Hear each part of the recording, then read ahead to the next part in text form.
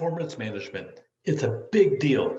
Really, if you sit down and look at the aspect of human resources, you're actually analyzing one of the biggest components of any organization, the humans, as you go through. That being said, this chapter, you know what? This chapter is a keeper. I recommend either you sit down there and get a copy of this chapter, keep the PowerPoint, or keep the book just for this chapter. If you ever go into human resources, this is a big deal. There's several different models in here you need to pay attention to because of the fact if you want to develop your own or actually compare between different models as you go through, it really is a big component for anybody that's a human resource executive. I've created several performance models, and some of them actually look exactly like you see in this book as we go through. But first of all, I want to make certain that we're talking about the aspect of performance and what is it about? Really, performance management, you want to make certain that you're meeting the specific goals that are coming down. And if you want to look at the big picture as a whole, strategic planning is 3 to 5 years out. And then you have tactical planning, which is 1 to 3 years. And then you have operational planning, which is 1 year and less as you go through. That being said, really what should be happening is when an employee works, they should be sitting up moving the organization to meet the goals 3 to 5 years out as you go through. Now, that being said, it takes some intelligence, some coordination, a lot of dialogue to get that vision of where you're supposed to be 3 to 5 years out, bring it down to 1 to 3 years, and then bring it down to how is the employee doing their work to sit down and meet those goals that far out today. That's what it's about. Let's analyze the performance management. Let's get in a performance appraisal system set up to sit down there and tell the employee how they're doing, have the supervisor engage in conversation. And by the way, the supervisor plays a major role in performance appraisal and the performance of the employees that they work with on a regular basis. And then have performance feedback as you go through, telling the employee, this is what we're looking for, this is what we see happening over here. The employee may be saying, well, maybe the goals aren't very good. Maybe I'm meeting them first, you're telling me what to do, but I'm not understanding because I don't see the connection as you go through. Having that whole feedback part over there, feedback by definition is 2 ways as you go through the process. So look at this over here. This is a traditional performance management process. You can see as you go through the different steps and everything else, you're looking at historical data as what has happened in the last year. Traditionally, you'd have a 1-year evaluation, maybe a 6-month evaluation as you go through, but you're looking at the historical part, what has happened in the last year. And you're basing that, looking at the last year, you're basing it looking as an indicator of future performance. You know what? That is good data to sit down and look at as you go through. Here is the different steps. But there's another way we'll be looking at this. But right now, I want you to see the traditional methodology that is used by many organizations still today. And frankly, there's a lot of merit as you go through. Past performance is an indicator of future performance. If they're a bad employee for the last year, there's a good chance they'll be a bad employee in the future. If they've been a great employee for the last year, there's a good chance they'll be a great employee in the future. But let's talk about this as we go through. Step 1. Understand the importance of the outcomes and the results of performance as you go through. Make certain the organization is aligning the goals and behaviors of today to meet the expectations of tomorrow as you go through. There should be dialogue. There should be clear communication pathways as to big picture, we want to be here, and it should be filtering down, and everybody should not focus on necessarily on today's goals, but where you want to be and developing today's goals to meet the where you want to be as you go through. Step 1. Step 2, understand how to achieve those goals established in the first steps. Sometimes you got to sit down and say, okay, we want to have a 20% increase in overall sales in our division in 3 years. So that being said, let's chop that down into pieces. In 3 years, let's see, 20%, maybe 6% annually. So now 6%, how do we sit down and take 6% this first year? Maybe every month there should be a 0.5% increase. It could be that linear as you go through the process. You want to have measurable goals. We'll talk about measuring as you get later on, the behaviors and activities that's going to get the employees to achieve the results that you want them to have as you go through. The goal should be part of the job description for the employees. It shouldn't be a secret, or the manager shouldn't be verbally telling the employee. Sit down and pay attention to the job description, talk to the employees, have great communication, make it formal as you go through. Step 3, provide the training to sit down there and help them be successful as you go through. Sometimes we get so caught up in the day-to-day, putting out the fires with the fire extinguisher as you go through, you forget about the picture of, okay, I want my employees to be here, to get here. Let's do some training. They're not doing very good at tracking their stuff. Let's have a class on that. Let's have a training. HR, get over here. Help us. We need your help over here. And HR can come in and help you. By the way, that's part of their job typically as you go through. Or if they don't have time to step in, do it yourself. Train them with the expectations as you go through. Focus on the accomplishments as well as the issues. The manager and employee should discuss and compare the targeted goals as you go through. Here's what we want to have happen. Do you think you can do it? No, I can't because of the following.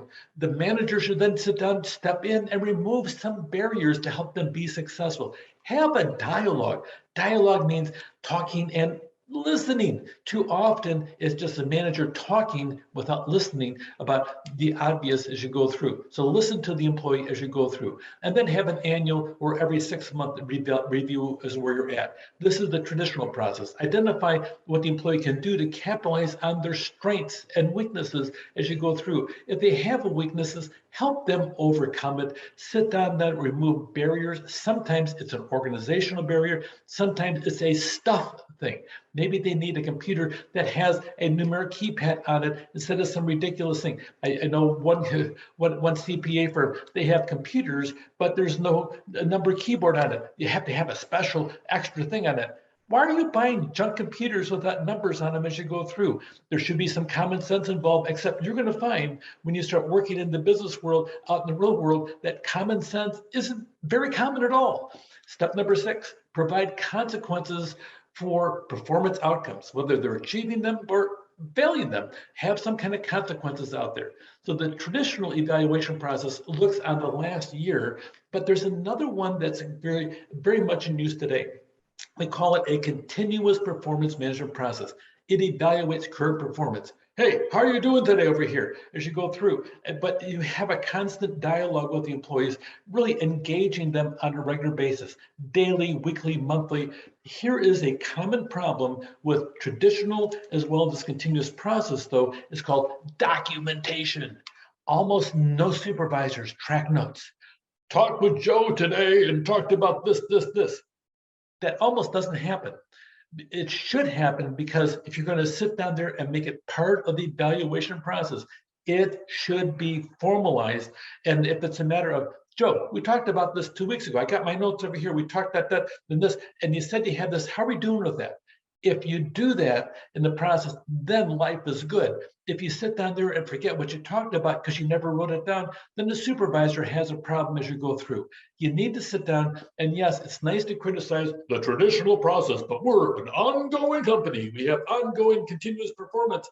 You need to document it. If you don't document it, it almost doesn't exist on a formal basis as you go through. And by the way, if it ever comes to termination and you don't have it documented and they sue, you'll probably lose in court because, well, we had a lot of conversations on this. Doesn't cut it in front of a jury in the process as you go through. You always have to sit down. If you're in HR, look at what is the end outcome. Could I end up in court over this issue? So pay attention, make certain you have a way for supervisors to document on a regular basis when they have reviews, even if it's a casual review every 2 weeks with a continuous performance process as you go through.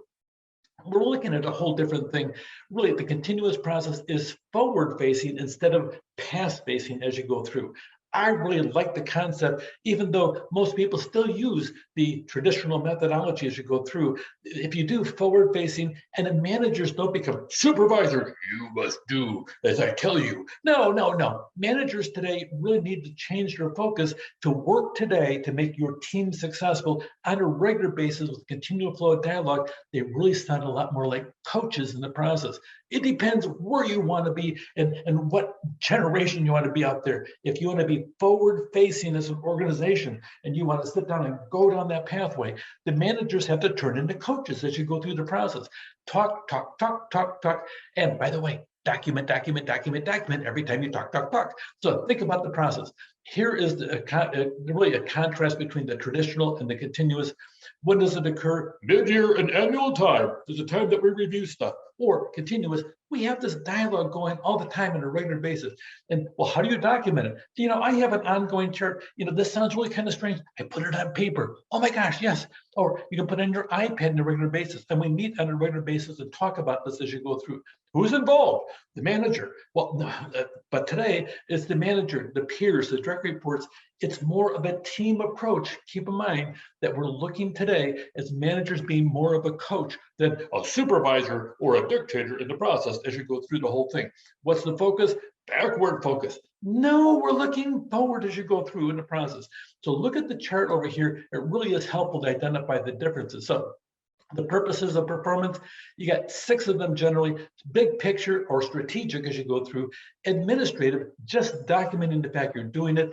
Developing the employee, having lots and lots of communication that goes back and forth and back and forth. And organizational maintenance, having a healthy organization with people that are comfortable talking to the boss on a regular basis, and documentation in the process. It's difficult for one system to do all the purposes, but we're going to spend time in this chapter looking at different models that you can sit down and use today or sometime in your future to be successful as a leader. Really, the purposes: strategic, big picture, administrative, developmental. As you go through, this chart really does talk about some of the specific things as to why you should have a performance management. And by the way, there are schools of thought out there where there is almost no performance management as you go through.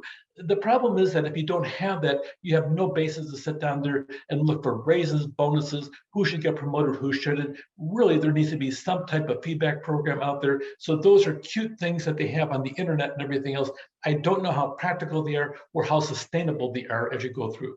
There's a whole series of things in this first segment, but we'll talk more about the different models. Define expectations early, make certain that that dialogue that's happening, the supervisor employee are on the same page.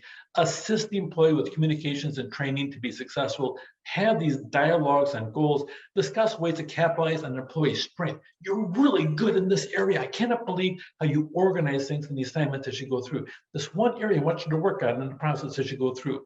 Provide consequences for success and shortcomings. You know what? You did so good, you had a raise. You were the #1 employee, and you're getting a larger bonus than everybody else. Well, how big? 2%. Gee, you're awful cheap as you go through. Anyway, so evaluations are the supervisor jobs, and HR reminds them as you go through. We'll talk more about performance evaluation as we go through.